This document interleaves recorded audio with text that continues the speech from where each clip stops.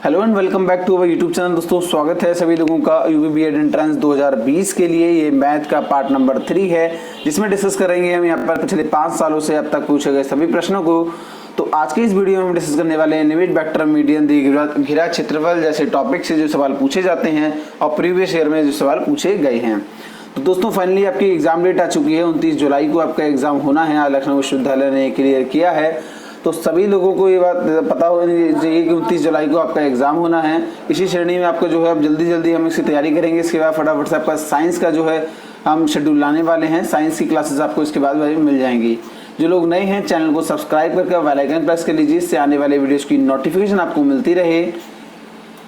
और इसका पीडीएफ अभी आपको चाहिए तो पीडीएफ टेलीग्राम से आप डाउनलोड कर सकते हैं। टेलीग्राम का लिंक नीचे डिस्क्रिप्शन बॉक्स में आपको दिया हुआ है, या फिर टेलीग्राम पर जाइए, सर्च कीजिए गो डिजिटल स्टडी और चैनल को ज्वाइन कर लीजिए। वहां पर आपको सारे पीडीएफ एक साथ मिल जाएंगे। देखिए पहला क्वेश्चन दोस्तों आपकी स्क्रीन पर है। Limit x tend to 0 e की पावर x माइनस e की power minus x upon x का वैल्यू कितनी होगी। तो देखिए e की पावर x का फॉर्मूला हमें डायरेक्ट पता है। हम यहाँ पर यदि x टेंड टू 0 रख देंगे, इसकी वैल्यू यहाँ पे 0 रख देंगे x की जगह पर, तो इनफाइनाइट अपॉन इनफाइनाइट वैल्यू आ जाएगी, क्योंकि और जो कि मान इसका जो है वो डज नॉट एग्जिस्ट होता है। तो हम पहले क्या करते हैं, e की पावर x की वैल्यू रख देते हैं। e की पावर x की वैल्यू कितनी होती है, 1 plus x square upon factorial 2 plus x cube upon factorial 3 and so on. ऐसे ही आगे चलता रहता है, ठीक है। माइनस करेंगे, e की पावर x में जो है वो जो इवन टर्म्स हैं वो आपका माइनस होती रहती हैं, जो ऑड टर्म्स है वो प्लस ही रहती हैं। तो इसका मतलब ये क्या हो जाएगा, 1 minus x plus x square upon factorial 2 minus x cube upon factorial 3 and so on. Upon में क्या आ जाएगा, आपका x आ जाएगा। लिमिट x टेंड टू 0 हो जाएगा। देखिए दोस्तों कई लोग कहते हैं कि आप इतना सॉल्व करते हैं, सॉल्व करने का समय नहीं होता है। तो दोस्त शॉर्ट ट्रिक कुछ नहीं होती है, बस जितना जल्दी आप यहाँ पर सॉल्व कर सकते हैं। और समय की बात ऐसी होती है कि 100 क्वेश्चन आते हैं वहाँ पर और 180 मिनट मिलते हैं, ठीक है। तो एक क्वेश्चन के लिए 1 मिनट 80 सेकंड मिलना काफ़ी है, मैं समझता हूँ। 2 मिनट से ज़्यादा का समय मिलता है, बट ठीक है। तो ये समय इतना काफ़ी होता है एक सवाल को सॉल्व करने की। देखिए जब मैं आपको इतना समय में समझाकर सॉल्व कर सकता हूँ, तो आप तो वैसे भी एग्जाम में इससे जल्दी सॉल्व कर सकते हैं। देखिए यहाँ पर ये हो जाएगा 1 plus x square upon factorial 2 plus x की क्यूब अपॉन फैक्टोरियल 3 माइनस। देखिए यहाँ पर ये सारी चीज़ें हैं जो चेंज हो जाएंगे। तो ये जाएगा माइनस का 1 प्लस का एक्स माइनस का x square upon factorial 2 plus का x cube upon factorial 3 and so on. Upon क्या हो जाएगा x। अब देखिए 1 से 1 कैंसिल हो जाएगा, इससे ये कैंसिल हो जाएगा, यानी कि ऑड इवन वाली टर्म जो है वो सभी कैंसिल हो जाएंगी। तो ये क्या बचेगा, x इज इक्वल टू 0। ये क्या जाएगा x और ये x 2x हो जाएगा। तो यहाँ पर दो सभी में से कॉमन आएगा, ये बचेगा आपका x cube upon factorial 3 plus का 5 क्यूब अपॉन फैक्टोरियल 5, ठीक है, एंड सो ऑन। इस प्रकार से आगे नीचे क्या हो जाएगा, n हो जाएगा। अब देखिए यहाँ पर जो है हम x और कॉमन ले सकते हैं।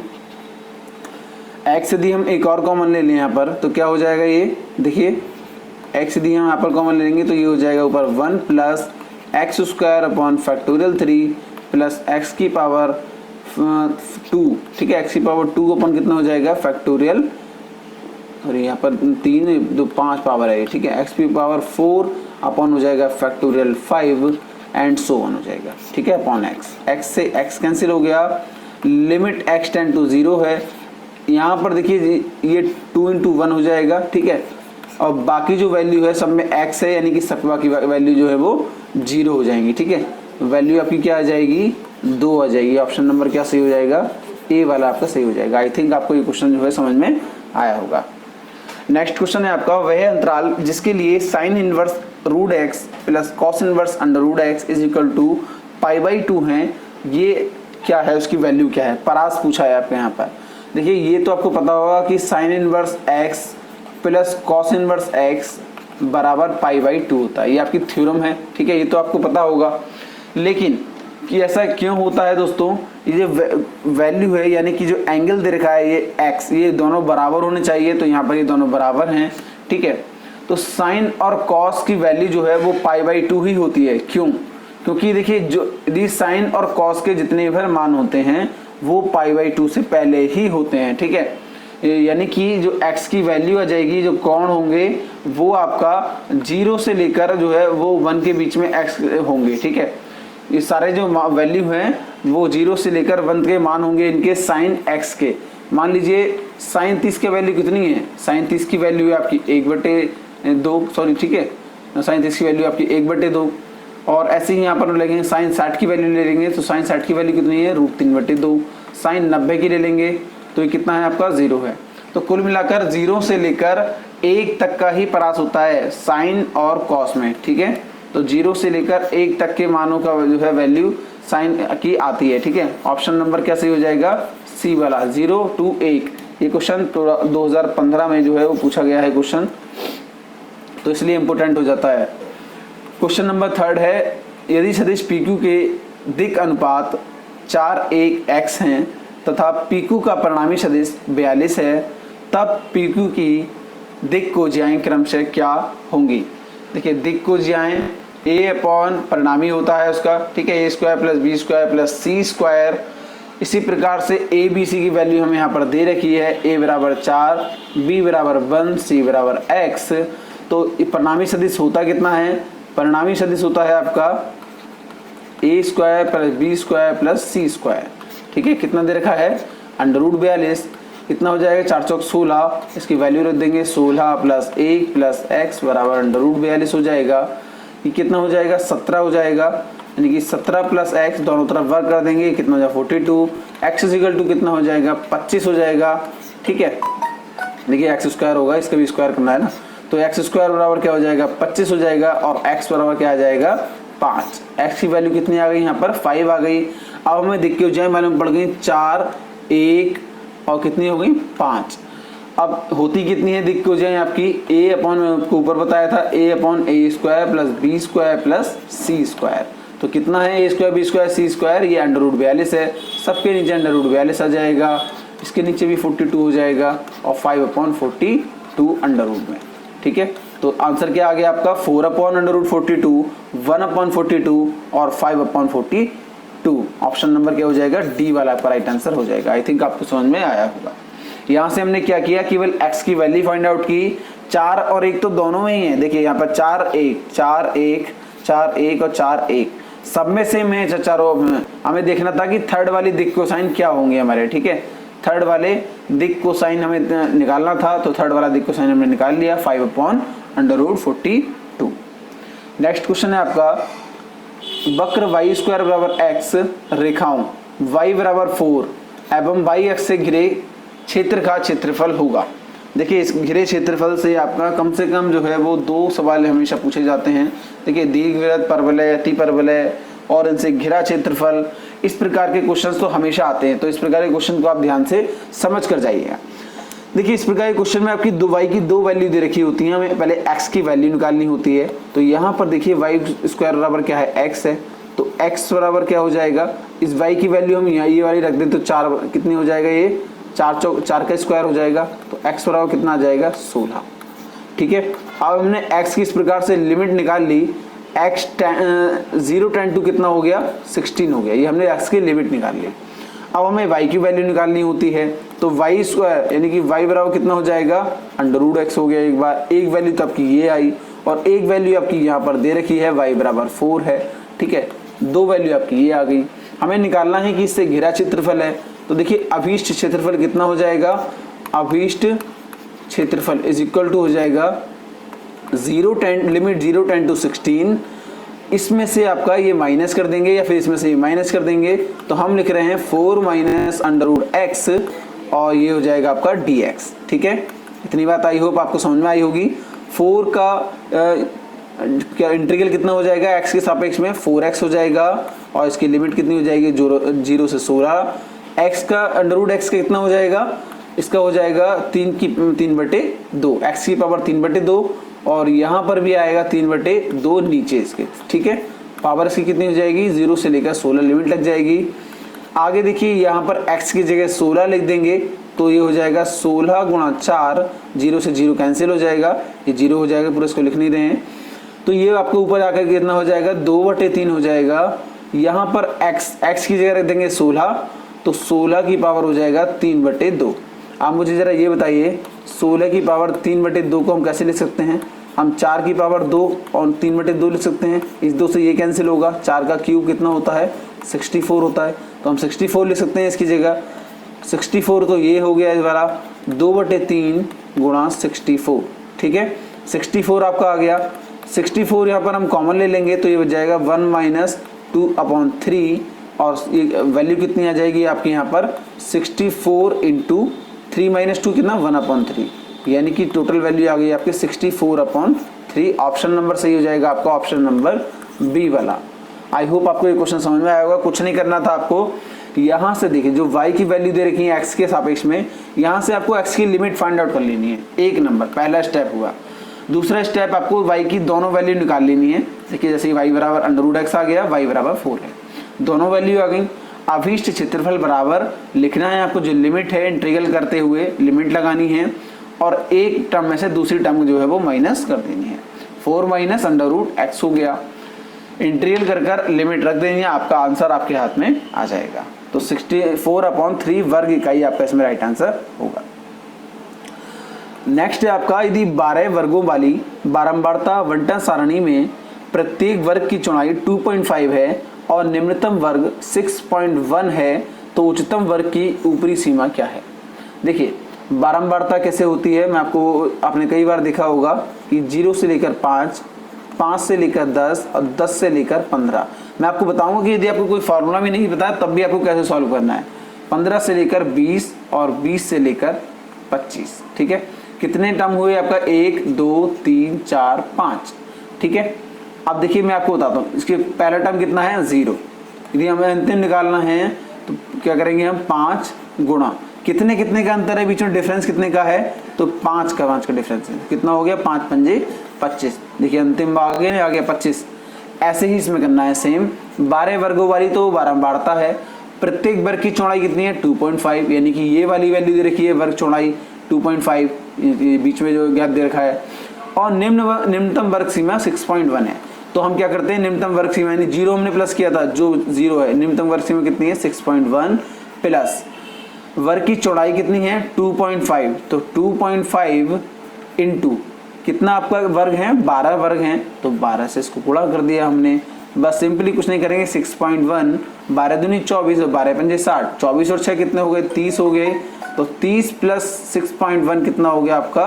36.1। ऑप्शन नंबर जो है आपका वो ऑप्शन है बी वाला। आई होप आपको ये भी समझ में आया होगा। चलिए नेक्स्ट क्वेश्चन है आपका, क्वेश्चन नंबर 6 है, दिए गए आंकड़े एक निजी संगठन के मदवार तिमाही व्यय का उल्लेख है। पहले दिया है आपका व्यय का मत दिया है, फिर दिया है रुपये, राशि दिया है लाखों में। वेतन देखिए, वेतन 6 लाख है, यात्रा भत्ता 4.9 लाख है, आवास किराया और डाक खर्च 3.6 लाख है, अन्य सभी व्यय 5.5 लाख हैं। कुल मिलाकर उसका जो व्यय है वो 20 लाख रुपए है, ठीक है। इन आंकड़ों को एक वृत्त रेखा के रूप में निरूपित करते हैं। बृहत्तम, देखिए याद रखिएगा, बृहत्तम क्षेत्र वाले यानी कि जो सबसे बड़ा क्षेत्र है, कौन सा है सबसे बड़ा क्षेत्र? वेतन का है। अवखंड का अवखंडीय कोण कितना होगा? तो हमें वृत्तीय यानी कि देखिए वृत्त ऐसे करता है, ठीक है। वृत्त का यदि हम इसमें डिवाइड कर लेंगे इस प्रकार से कि देखिए इतना हिस्सा वृत्त का जो है वो वेतन का है, ठीक है, और बाकी का हिस्सा इतना जो है वो यात्रा और किराया भत्ते का है। इतना हम डिफाइन कर दें कि आवास का है और ये डिफाइन कर दें अन्य सभी खर्चे हैं, ठीक है। तो पूछ रहा है कि सबसे जो कोण है, ये वाले जो वैल्यू हैं कोण, जो सबसे ज़्यादा का है वो वैल्यू कितनी होगी? तो मुझे एक बात बताइए, टोटल उसका वैल्यू कितना होता है? 360 होता है, 360 अंश होता है एक वृत्त का, चारों तरफ का कोण, जो पूरा वृत्त होता है जो चारों तरफ कोण कितना होता है? 360 अंश होता है। टोटल हमारा खर्चा कितने इसके बराबर होगा ना, इस हिसाब से हम इसको लिखेंगे। तो 20 लाख हमारा खर्चा है, ठीक है। अब 0 से 0 कैंसिल हो गया और 2 से इसको 18 बार कैंसिल कर लिया, यानी कि हमने क्या देखा कि 1 लाख का बराबर है कितना? 18 अंश। यदि हमें व्रत, ये मान लीजिए कोई व्रत है, इसमें हमें 6 लाख निरूपित करने हैं, ठीक है, 6 लाख। तो किस तरफ से करेंगे हम? 18 × 6 कितना हो जाएगा? 18 × 5 = 90, 108 अंश। यानी कि जो वेतन को लिखेंगे हम वो कितना लिखेंगे? 108 अंश लिखेंगे, ठीक है। समझ में आ रही है बात इतनी। यदि हम वेतन को इस प्रकार से लिखेंगे सेंटर पॉइंट होते हुए, तो यदि ये वेतन है तो ये वाला कोण जो है वो आपका 108 अंश होगा, ठीक है। और ये पूछा क्या है कि वृहत्तम क्षेत्र वाले अवगंडीय है। अब देखिए वृहत्तम, देखिए जरा 4.9 से छोटा है, ये भी छोटा है, ये भी छोटा है, तो वृहत्तम तो खुद ही ये हो गया 6.0, वृहत्तम सबसे बड़ा हो गया। इसका मतलब क्या होगा कि हम इसको 108 अंश जो है वो लिख सकते हैं। ऑप्शन नंबर आपका बी वाला सही है, आंसर हमें यहीं पर मिल गया अपना। आई होप आपको समझ में आया होगा। मैंने बहुत ही ध्यान से आपको समझाया है, कुछ जल्दबाजी नहीं है। आप वीडियो को रिवाइंड कर सकते हैं, दोबारा प्ले कर सकते हैं और इसको समझ सकते हैं। नेक्स्ट क्वेश्चन है, एक हॉल 15 मीटर लंबा और 12 मीटर चौड़ा है। यदि इस हॉल के फर्श और छत के क्षेत्रफलों का योग उसकी चारों दीवारों के क्षेत्रफल के बराबर हो तो उस हॉल का आयतन घन सेंटीमीटर में कितना होगा। देखिए हॉल की लंबाई कितनी दे रखी है, 15 मीटर। हॉल की चौड़ाई विड्थ कितनी दे रखी है, 12 मीटर, ठीक है।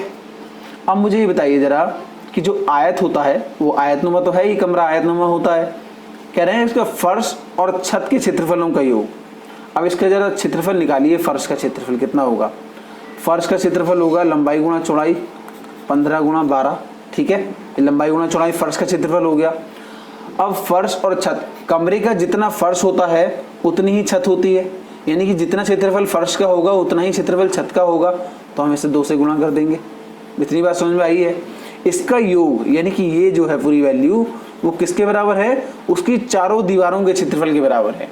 अब चारों दीवारों का क्षेत्रफल कितना होता है, चारों दीवारों का क्षेत्रफल होता है 2L + B × H, ठीक है। ये फॉर्मूला होता है चारों दीवारों का क्षेत्रफल, याद रखिएगा ये चारों दीवारों का क्षेत्रफल है, ये इसके बराबर है। हमने क्वेश्चन के अनुसार लिख लिया, ठीक है।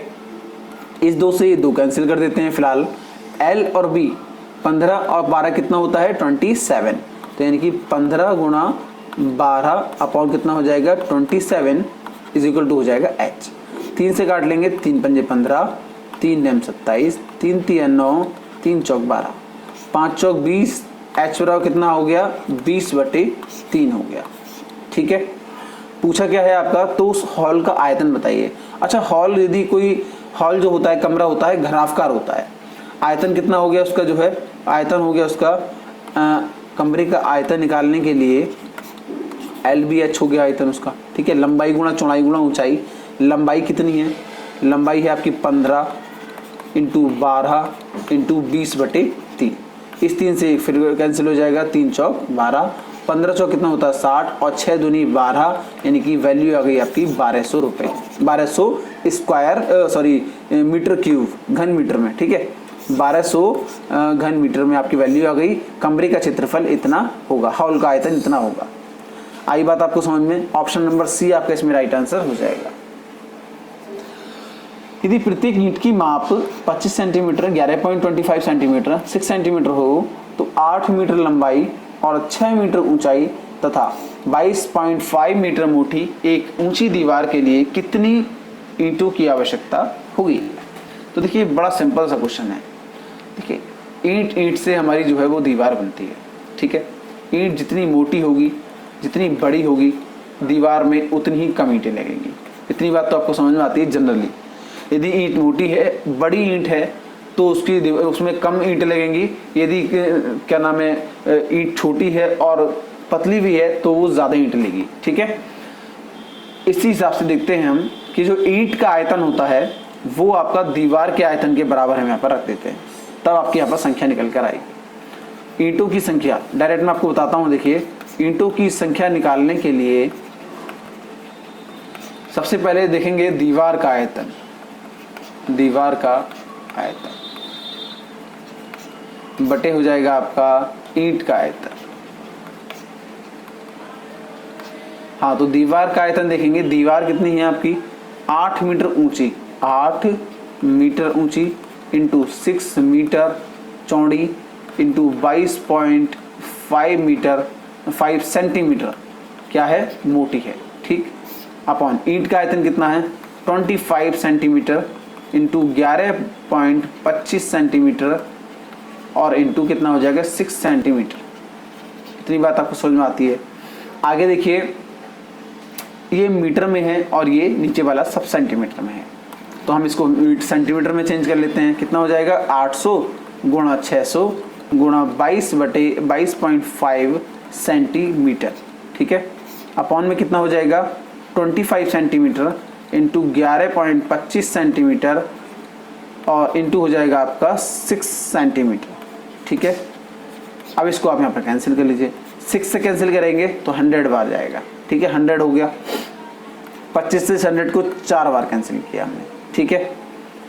ये पॉइंट देखिए, ये पॉइंट हटाया हमने तो नीचे कितने से गुणा होगा 10 से गुणा होगा, और ये पॉइंट यदि हमने हटाया ऊपर तो यहाँ पर 2 जीरो और लग जाएंगे, यानी ये इस पॉइंट से ये कट जाएगा 0, तो हो गया 2250।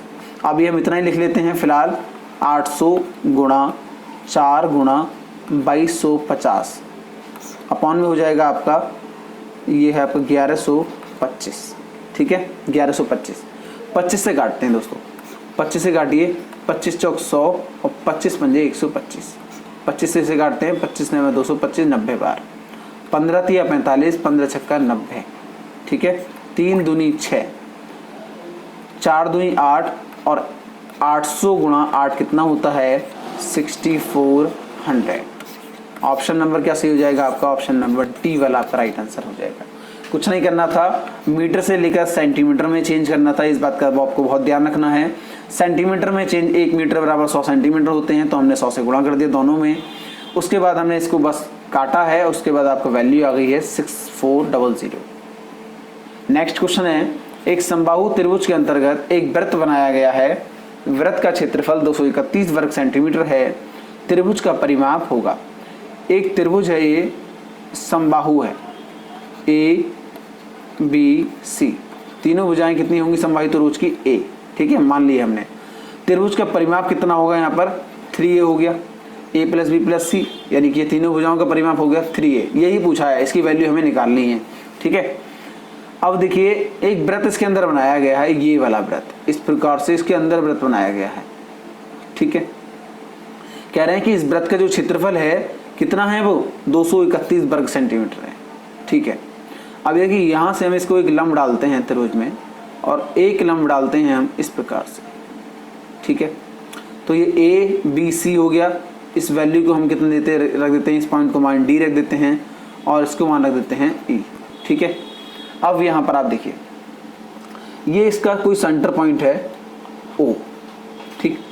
आपको पता होगा कि सेंटर पॉइंट, उससे सेंटर पॉइंट से मतलब अंतः बिंदु से जो रेखा लंब डाला जाता है, शीर्ष लंब डाला जाता है, वो 2:1 के अनुपात में विभाजित करता है, ठीक है। 2:1 के अनुपात में विभाजित करता है। अब आप यहाँ पर क्या देख रहे हैं कि OD बराबर क्या हो जाएगा, OD क्या है आपकी, इसकी त्रिज्या है, ठीक है। OD बराबर क्या हो जाएगा 1/3, यानी कि ये भी तो एक त्रिज्या ही है, देखिए ये जो है यानी कि AD का 1/3, AD का एक हिस्सा है ये, ठीक है। हम ये लिख सकते हैं इसको, और जो हम AD हो जाएगा, AD बराबर कितना हो जाएगा हमारा, AD हमारा वैल्यू आ जाएगी यहाँ पर √3/2 A, क्यों, क्योंकि यहाँ पर ये माध्यिका है, √3/2 A माध्यिका है। सेम एस करेंगे 1/3 √3/2 A माध्यिका हो गई हमारी। इसको कैंसिल करेंगे तो ये कितना आ जाएगा आपका, √3 से नीचे कैंसिल होगा, √3 से नीचे कैंसिल होगा, ये कितना हो जाएगा √3 हो जाएगा, ठीक है। तो A अपन कितना हो जाएगा 2√3, ये आपकी OD आ गई, यानी कितनी आ गई, ये त्रिज्या आ गई। वृत्त का क्षेत्रफल दे रखा है आपको 231 वर्ग सेंटीमीटर, वृत्त का क्षेत्रफल दे रखा है आपको 231 सेंटीमीटर स्क्वायर। वर्ग का क्षेत्रफल होता कितना है दोस्तों, पाई r स्क्वायर। r कितना है आपका, ये है r, ये क्या है त्रिज्या आई है आपकी, ठीक है, ये त्रिज्या है, तो इसका स्क्वायर करिए, a स्क्वायर अपॉन ये कितना हो जाएगा 2 दूनी 4 तिया 12 बराबर कितना हो जाएगा 231। a स्क्वायर बराबर 231, 12 इधर पहुंच जाएगा गुणा में, और ये जो पाई है, पाई इधर को पहुंच जाएगा आपका अपॉन में, तो उसका पाई की वैल्यू कितनी होती है 22/7, तो उल्टा हो जाएगा, वैल्यू कितना हो जाएगा 7/22, 11 दूनी 22, 11 दूनी 22 और 11 एकम 11, ठीक है। ये वैल्यू आ गई आपकी। इस 2 से आपका ये 6 बार काट लेंगे तो 11 से कितना गुणा होगा, 21 गुणा कितना होगा 6 × 7। हम 21 को क्या लिख सकते हैं 7 गुणा 3 लिख सकते हैं, 6 को क्या लिख सकते हैं 3 गुणा 2 लिख सकते हैं और इंटू 7। अब देखिए ए स्क्वायर बराबर ये वैल्यू है, तो ए बराबर क्या वैल्यू हो जाएगी आपकी 7 का एक जोड़ा बनना है तो 7 इंटू 3 का एक जोड़ा बनना है 3 ले लिया हमने, इंटू ये हो जाएगा √2।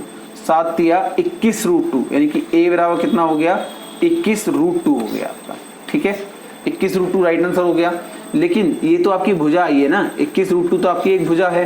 अब पूछा है आपसे परिमाप पूछा है, यानी कि 3a पूछा है, तो 3 से गुणा कर दीजिए 21 √2 की, तो कितना हो जाएगा 63 √2। ऑप्शन नंबर कौन सही हो जाएगा आपका, ऑप्शन नंबर ए सही हो जाएगा, 63 √2 आपका इसमें राइट आंसर हो गया। आई होप दोस्तों आपको ये वीडियो पसंद आया होगा।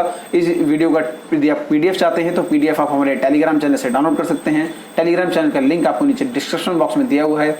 यदि वीडियो आपको पसंद आता है तो वीडियो को लाइक और शेयर करना बिल्कुल मत भूलिए दोस्तों, यही आप लोगों का हमारे लिए सपोर्ट है। 29 जुलाई को आपका जो है वो एग्जाम डेट आ चुकी है, तैयारी करते रहिए। मैं आपसे मिलूंगा बहुत जल्द कल की वीडियो में, जिसमें हम डिस्कस करेंगे एक और क्वेश्चंस जो प्रीवियस ईयर में 5 सालों में जो क्वेश्चन पूछे गए हैं उनकी सीरीज को हम आगे बढ़ाएंगे। जैसे ही समाप्त होगा आपका, फिर हम जो है साइंस को जो है स्टार्ट करेंगे, साइंस को कवर करेंगे। आई होप दोस्तों आपको वीडियो अच्छी लगती होगी तो वीडियो को प्लीज़ लाइक और शेयर किया करें।